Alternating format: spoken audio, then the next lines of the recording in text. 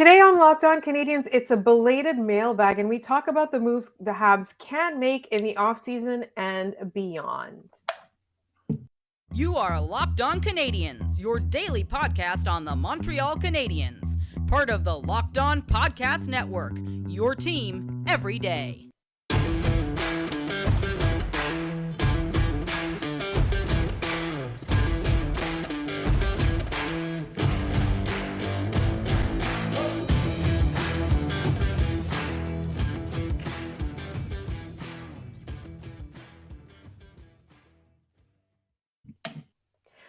Hi there, everyone, and welcome to episode 799 of Locked On Canadians. Thank you for making us your first listen of the day every day. We are free and available wherever you get your podcasts. We're part of the Locked On Podcast Network, so of course we're your team every day, and we are going to talk all things Montreal Canadiens every single day. My name is Laura Sab, also known as the Active Stick, coming to you from the future, and my wonderful co-host Scott Matla is back from his vacation. I have missed him so much. Scott, how are you? This is kind of like belated because like we're posting this on Tuesday, even though like this is the first time we talk since you went on vacation. I'm good. Here's the fun part for people now. We're back together for one episode. And then Laura is disappearing for a little bit. So we are alternating vacations here, but the dynamic duo is back together now. And when Laura comes back, the Canadians will be done making us sad for 2 to 3 hours a night. So it's good to be back. It was if there was ever a time for a very quiet trade deadline, it's when I'm sitting on a beach in Jamaica drinking bright blue cocktails and rum. So I think that's probably the best way to get through a trade deadline, honestly. And that was the thing, is that the trade deadline was very quiet for Montreal, and I believe the Florida Panthers were one of the other teams that were extremely quiet. Love that for us. Love that for us right now. Love that. But it was a wild trade deadline with lots of trades happening. And I know, Scott, you did cover this in your Friday episode. You did a little bit of recap of the non-trade deadline. But for everybody who's a bit upset, I think one of the things that I'm starting to come to terms with is that the Canadians have realized that this is going to take a lot longer than what anyone thinks. I mean, it's possible that the flip to rebuilding team to good team is a quick switch at the end of the rebuild, but the rebuild's going to take a little bit longer and a little bit more patience. But I think that the Canadians, they still have a lot of moves. Like, as Kent Hughes said, they didn't want to use their salary retention spots because they think that there's a possibility that at the draft there might be a need to use them or something like that. So I do understand that the Canadians are kind of playing the long game here and not the short game. And I also just kind of want to point out that there are a lot of teams that made a lot of big moves last week, and they're still going to make the playoffs. And I'm going to sit here. I'm not going to mention any because I don't want to jinx it, but I think everybody knows which team I'm thinking about. And you're all going to concentrate all of your energies on that, as well as a certain other team getting an unceremonious first-round exit. Again. Yeah. And that's the thing is, like, I look at the trade deadline through two lenses. That Kent Hughes probably could have traded Joel Edmondson and probably gotten maybe a third of the return that he wanted. And unlike the Arturi Lehkonen trade, okay, he still got pieces that he wanted out of this. A lot of things were out of his hands in this deadline. And him not trading it, a lot of people are going to look, well, why didn't you just do that? You still need to try and get some value back. I look at what they got for Evgeny Dadonov and Denis Gurianov. And yeah, Gurianov's not a superstar or any means, but they got tangible assets that fit into this team right now. Trading Joel Edmondson for mid-round picks and like an AHL first liner is not maximizing return on that. If Edmondson plays the rest of this year, he doesn't have to be a superstar. He has to be solid. And you move into the draft and they have that one retention spot left because they're using one on Evgeny Dadonov's contract, expires July 1st. They're using the one on Nick Bonino right now, expires July 1st. So they will have those back. And they want to keep that one spot open. That's flexibility that allows them that, hey, we as a team would like to trade for Joel Edmondson at the draft, but we need you to retain 25% of his salary. They have the opportunity to do that now, and that helps them maximize return on investment. And that's what Kent Hughes needs to do here, because I had a bunch of people ask, it was a quiet deadline. What do you think? It's kind of what I expected the minute everyone started getting hurt. And next year, Andrew Berkshire pointed this out on Twitter too with a really good thread. Mike Hoffman played a lot better this year. He's not scoring as much, but his actual metrics look a lot better. And there are going to be teams out there that follow that path line and look at that and go, okay, you know what? Maybe he's worth it now that he's on his last year. Teams are going to want a long-term rental, making trades in the preseason, during the offseason before the draft, 1-year deal, basically, in that they're not committing to 2.5 months of this player. They're getting them for a year to load up for a cup run. And I think that fits very well for Kent Hughes. And the biggest question is, we don't know what's going on with Sean Monahan, if he's going to be back or what. But I understand the frustration, but rebuilds aren't a linear path here. Sometimes you just shoot right to the top and it's quick and easy. And sometimes you got to kind of go with the path here. I think Ken Hughes has done fairly well. It's not flashy. The next big test for him is, what does he do in this offseason here? Right. And that's the thing. It's like, as a podcaster, like, I've been really upset with the lack of movement on the trade deadline because I want things to talk about, right? Like, I want things to connect with my listeners about.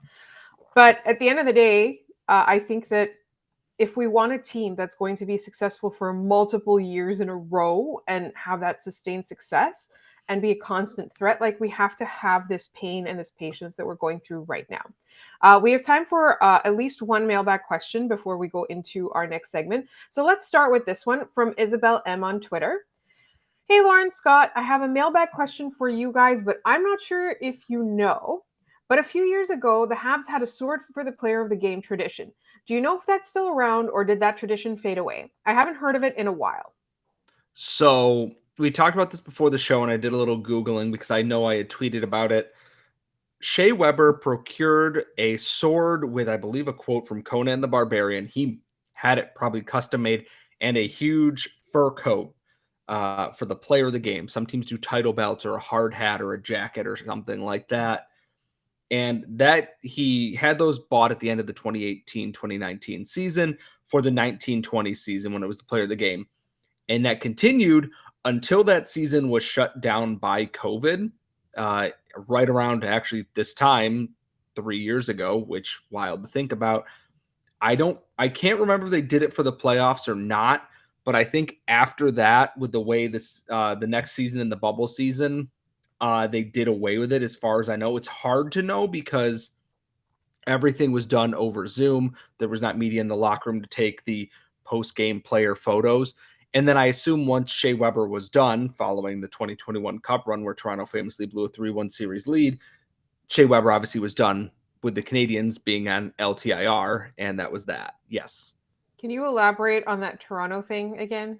So they blew a 3-1 series lead to the Montreal Canadiens, despite being a far better team to the Canadiens, and it was hilarious. Many LOLs and LMAOs were had, and I think if you haven't watched the highlights of it, you should. It's very funny. And then the Canadiens went to the Stanley Cup final, and whatever happened after that, it's hazy. I can't really remember, but it doesn't matter. But as far as I'm aware, there's not been a new post-game tradition. I'd like to see them do one again, but as far as I know, the sword and that retired with Shea Weber, so to speak. I like how it's like all like these like they'll have like a knight's helmet or like a crown or like a WWE belt or whatever. But I want something that's like completely out there, like totally out there, like one of those, like, those little propeller hats, like those, something that's like not, not a what do you call it? I don't want to say like ultra like macho symbolism or whatever, but like I would love to see something that's extremely dorky. Like, so with like Nick Suzuki being the team captain now, and like pit vipers being a thing, like sunglasses wise, like I could see it being that. I'm curious if after this season, if they do something once they kind of get their new core installed a little bit, because you have Edmondson, who's old school. You have Josh Anderson, who falls in the middle, and Nick Suzuki, who falls in the new school here. You have 3 different trains of thought here. Honestly, even if they don't do anything, that's fine. The Rocket do when they have like the little Viking horn crown thing. I'm doing a very bad hand gesture trying to make this look right here. antlers. Oh my God. Antlers. Yeah, I'm sure they'll do something. especially once they kind of get back to competing. I think, not wanting to always celebrate after some of these games makes sense. But I do think that before too long, we will see them bring back some kind of post-game celebration. We have many, many more mailbag questions for all of you. But first, we would like to thank FanDuel for bringing you this podcast. FanDuel is the official sportsbook of Locked On. The midway point of the season is here, and it is the perfect time to download FanDuel, which is America's #1 sportsbook and our newest sponsor. Because new customers are going to get a no sweat first bet of up to $1,000. Do you know what that means? It's bonus bets back if your first bet doesn't win. Just download the FanDuel Sports app. It's safe, secure, and super easy to use. And then you can bet on anything from the money line to point scores and threes drained if you're betting on the NBA. And honestly, like right now is such a great time. FanDuel is going to let you combine your bets for a chance at a bigger payout with a same game parlay. So don't miss a chance to get your no sweat first bet of up to $1,000 in bonus bets when you go to FanDuel.com/lockedon. That's FanDuel.com/lockedon to learn more. Make every moment more with FanDuel, the official sports betting partner of the NBA and us. All right, Scott, are you ready for some more mailbag questions? I am always ready for more mailbag questions. Now, we did discuss this, but our friend Casey asks, thoughts on the Habs signing Xavier Simoneau to his ELC? Scott, I wanted to give you a chance to riff. So, if everyone thought Brendan Gallagher was annoying, make him shorter, make him far more feisty. Xavier Simoneau is what happens when you take all those gritty assets that they talk about in like the Tom Wilsons and the Ryan Reeves, and you put it into the body of a guy who's the size of Napoleon. I love Xavier Simoneau, and Hattie Kalakash has been trying to tell people all year and going back into last year in his overage season in the QMJHL that he's going to be an absolute menace. And so far this year, his stats aren't jumping off the pages. The Rocket are not a team that score a lot out of individual efforts. It's more of a balanced across the team effort here, but he works hard. He gets himself into spots, and he's never backed down from a challenge in any sort of situation. He's fought people a foot taller than him this year. Did pretty well in that. He's an ideal bottom six energy guy for the modern NHL. There's skill there. There's a willingness to score goals and stand up for himself. He's going to drive people nuts. And in the games I watched this week, he just kind of skates up to the net and he just kind of, gives a little stick tap here or there. And he has got 4 people just trying to fight him. He's going to be a fan favorite very quickly. The point totals aren't going to be superstar level, mind you. But he's going to be he's going to be that fuse that sets off the keg of dynamite in a lot of different games. And it's going to be very funny to watch because he will be probably the smallest guy on the ice on any given shift. I'm excited. I hope he's in the starting lineup every Sens game. Our friend Paul G on YouTube asked this question prior to the trade deadline, so I'm going to repurpose it a little bit. Paul's question was, what non-Canadiens trade would make the most sense for the team? So I'm going to put it to you, Scott. What trade do you think that happened was made the most sense for whatever team executed it? I look at getting Jacob Chikrin was a big one for the Senators, as gross as that feels for me, just because it adds a solid defensive piece. The Rangers loading up on offense kind of makes sense. They're going to rely on Adam Fox and Keandre Miller a lot. Even the Oilers getting Matthias Ekholm made a lot of sense. And obviously, Jesse Puljujarvi going to Carolina. Just it's written in the stars that it's like the perfect matchup for them. Is that he and Kotkaniemi are going to come together and somehow just destroy worlds on the Canes third line, which, okay, that's what Carolina does. To kind of flip that question back the other way, stuff that didn't make sense to me as I watched this play out, Ryan O'Reilly and Jake McCabe, Made a lot of sense for Toronto. Even Sam Lafferty. I do not understand Luke Shen. I do not understand Noel Achari. I do not understand getting Eric Gustafson. And now they are scratching Timothy Liljegren and keeping Justin Hall in the lineup for some reason. And they traded Rasmus Sandin away. And they're first, I believe, in that trade. I don't understand what their plan is on defense there. And then they went out and got smoked in a couple of games. Like, I'm not certain what they're doing with that defense when they had young offensive talent. Now they've mortgaged that to try and win now. I think this reeks a lot of this is a last stand. Luke Shen shouldn't be on your top pair in 2023. And I don't think trading Rasmus Sandin is a good idea, especially if it's going to lead to scratching Timothy Liljegren too.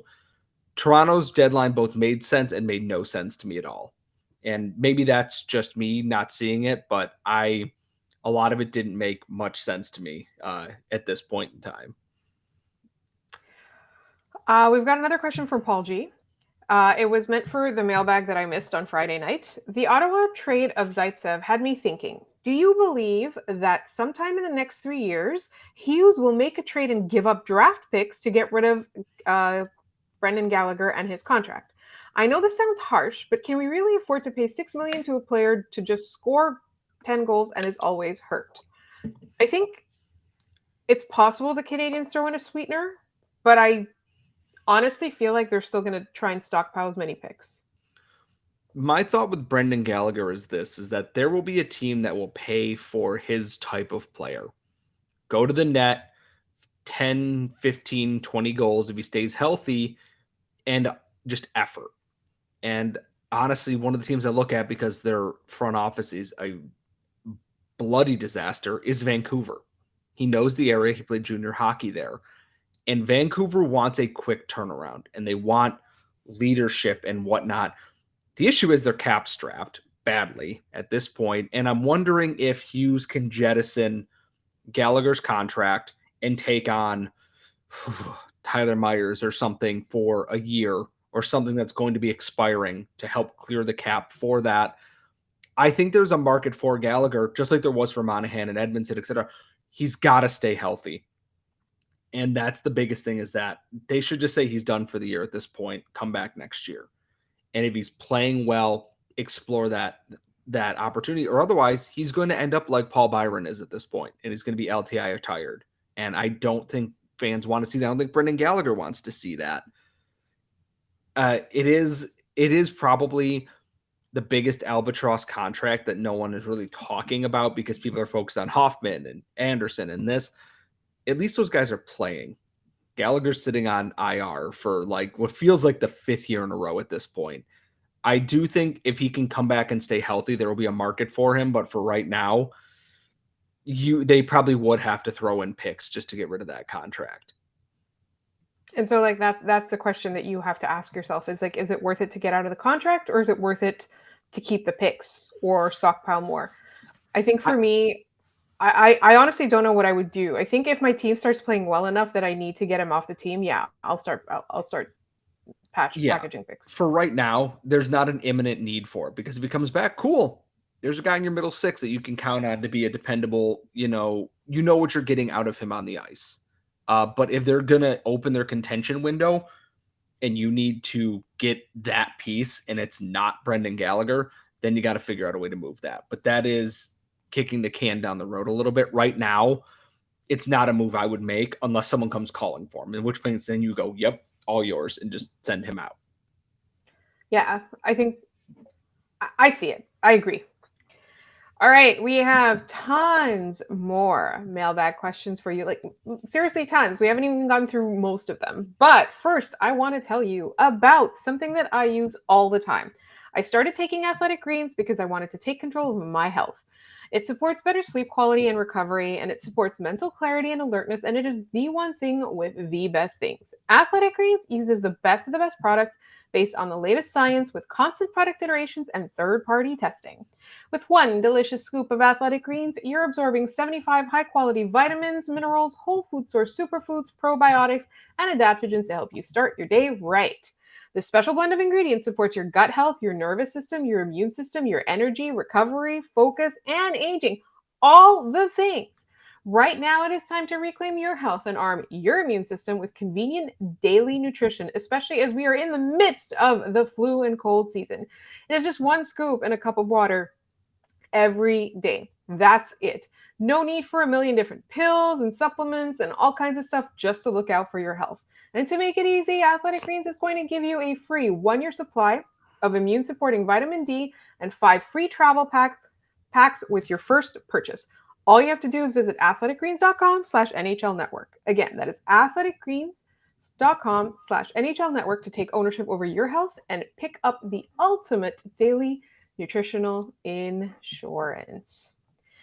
So, Scott, it is time to get back into the mailbag. It's not actually all off the rails questions right now. It is like there's still some more Habs questions. Usually we reserve the end for off the rails questions, but there's time. Okay, so this comes from my episode that I did with Hattie Kalakash last week, or the week before last at this point when you're listening to this. And we talked about how picking a defenseman and a center is the best way to go. And so I asked this question on my last mailbag, but I do want to hear your thoughts. So essentially what Hattie and I were talking about is that teams will often draft for need and not pick the best player available because they have, like, let's say they have an abundance of talent at a certain position. So do you really think, what is the best way to go for you when you are a rebuilding team and you've got a lot of players who are young and are expected to progress in the coming years, but also they kind of have, like, they're all going to kind of blossom at around the same time? What do you do? Do you pick a D-man and a center because that's what you need? Or do you just pick the best player available? I always go for best player available when things happen. Like last year, I look at what the Canadiens did. Did they probably need another winger / center in the system with Philip Machar after taking Juraj Slafkovsky? No, but he was arguably one of the better players available, if not the best player available. Then they get Owen back. Lane Hudson is a swing. It's always draft the most skilled guy available. Drafting for need can also be drafting the best guy available. If the Habs are picking 7 and on their board are 9th and 10th ranked guys who fit what they need, okay. But don't make a reach because you need to fill a center void. Like when they picked Kotkaniemi 3rd overall and the Coyotes went and picked Barrett Hayton was not projected to be a top 5 pick, and it was seen kind of as a reach to fill a need. If you're going to draft for need, trade down into that space and collect more assets for that. I'm always going to be take the best player available. If they're picking at 7 and that best player available is Will Smith, great. If it's Andrew Cristall, great. If it's, Colby Barlow for some reason, which I don't think it will be, you go ahead and you take the best player available because you want to build the most skilled lineup possible. Have the best possible prospects in your system there. And that's kind of my draft strategy, especially when you have as many picks accrued as the Canadiens have. You can get more swings at the ball than traditionally and take the risk on that. I would rather them try for upside than settle for, high floor, basically. Which, again, totally makes sense. All right, we've got a question from our good friend Robert Rice. With the Habs likely locked in between 6th and 8th overall for this draft, is it time to board the Matvei Michkov train given he could be available and has a superstar level ceiling? Now, the Habs have already said that they're probably not going to go in that direction. Here's the thing. Look at that guy's potential. I mean, yeah, if he's there at 7, you take him and you run, and then you make sure the pick with Florida is someone who's going to be potentially more in your timeline, because Mitchkov will not be at the NHL level until 2026. That is when his KHL contract expires. And yes, there's a lot of things outside the Canadiens' hands with this, that there's not much they can do with that. They can't control the war in Ukraine with Russia and the bans that go along with that in hockey. They cannot control that he signed that KHL contract. That's out of their hands. But if he is there at 7 overall and he has fallen that far, oh my God, you run to the podium and you take him. Because like you said, superstar level potential. He's fallen down the draft board because people know he's not going to be here recently. And yes, Adam Fantilli is very good. And yes, obviously Connor Bedard was number one, but for the longest time, it was Mitchkov and it was Bedard.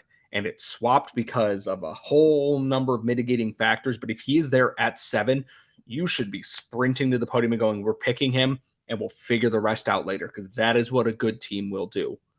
You can wait for skilled prospects, especially if you're rebuilding like the Canadiens. A lot of these guys aren't going, unless they get Bedard, which totally in the realm of possibility, maybe. But if Mitchkov is there, you take Mitchkov and you run, and make it happen. Boondoggle asks, with Portillo being traded to the Kings, is there any chance now for the Habs to trade for Levi? No, 0, less than 0. As soon as Northeastern is done this year, I expect Devin Levi to be signed to the Buffalo Sabres almost immediately.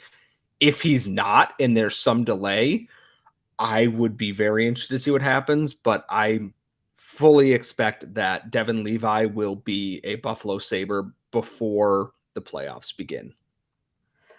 Sea-Dog asks, if Montreal somehow wins the draft lottery and we are set at center, if not, do you think Florida's first-round pick and Josh Anderson get Dubois from Winnipeg at the draft? Then we would have 2 centers at age 24 and 25 for the next 6 to 8 years. We'd have 3, honestly. So that is assuming we don't get Bedard, or we do get Bedard. Yeah. No, we if we do get get Bedard. We win the draft lottery. So you'd have the question Suzuki. Is based on the Habs pick being number 1. Okay, so at that point, you probably don't need to trade for Pierre-Luc Dubois, because you have Suzuki, you'd have Bedard, you have Doc. No, I was wrong. Okay, so this is based on, so if the Canadiens win the draft lottery, we are set at center. If they don't win, then we still have a hole at center. So do we take Florida's pick and package it to get Dubois? Or do we just wait for another center? I say you just wait for Pierre-Luc Dubois. Anyways, it's the whole thing about it is like you have Owen Beck on the way, who is the center. And my thought is it all depends on, it's hard to say because we don't know where the Canadiens would be picking. If they're picking third and they take Leo Carlsson, okay, you don't need to trade and add Pierre-Luc Dubois to a group that also has Owen Beck in there as well. You're pretty well set in the middle there, and I don't mind them adding later in the first and second rounds. Unless they go like defense in the top 10, which I don't think they should at all. I don't see a reason to trade for Pierre-Luc Dubois, and then you just kind of wait for him to hit free agency, honestly. Or, if he wants out and the Jets kind of have to settle for a Patrick Kane-like return, cool. Then you worry about it then. I wouldn't package a top 10 pick for Pierre-Luc Dubois right now, just because I'd rather fill the war chest with prospects, because when you get further down the line and you want to extend your competition window, you want to make sure you have assets to do so in that regard. Are you ready for a quick rapid fire? I am. All right. Our friend DF Pendries. Which Hab do you think is the best driver? Absolutely Nick Suzuki. It's absolutely Nick Suzuki. Which Hab player will lead the team in points at the end of the season?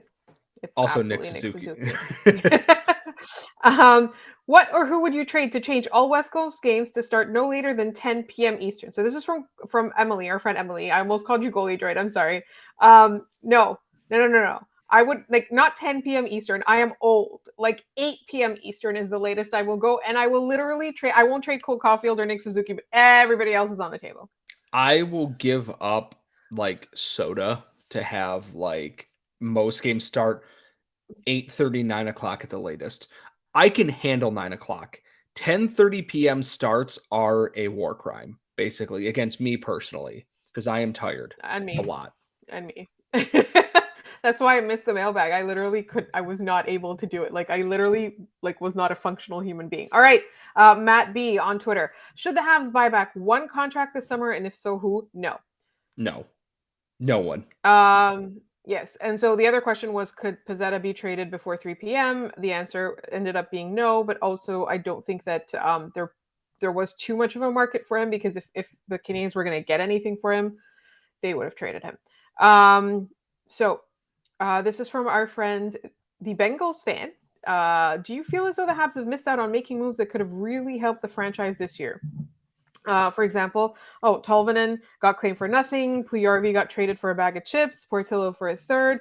I think the Habs could have made offers for those players without giving up a lot. Are we missing out on some moves? I think they did what they could, and that maybe they just didn't think Puljujarvi was a fit, or maybe Puljujarvi just didn't want to go to Montreal. Who knows?